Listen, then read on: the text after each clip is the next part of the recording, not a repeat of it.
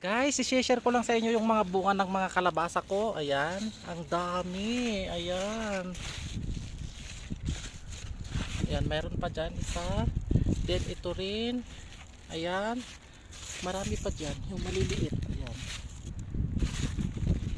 Ayan. Ayan, ito pa. Ayan. Marami dito guys. Ayan, linagyan ko ng talukbong. Yung bulaklak para mag-pollinate. Ito pa. Ayan. Meron pa dyan isa. Ayan siya. Ayan guys. Dami bunga. Ito pa. May bunga pa dito. Ayan. At mayroon pa isa dito. Ayan. Tinatago ko guys. Kasi baka kukunin nila. Ayan. Maraming bunga oh. Ang dami. Daming maliliit. Hanggang dyan. Ayan. Marami pa dyan oh. Ayan. Ayan. Marami akong kinalukbungan dito na maliliit pa. Ayan. Ito pa. Binagyan ko kaninang umaga.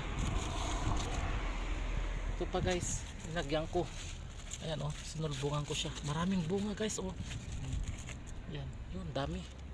So yan. Ang daming bunga guys. Itong ating kalabasa. Pero ito guys. Pwede nang ma-harvest ito. Ito hindi pa pwede. Bata pa. Ito ang pwede nang ma-harvest. Yan. Saka ito. Saka ito. Pwede nang ma-harvest. Yan. Harvestin natin.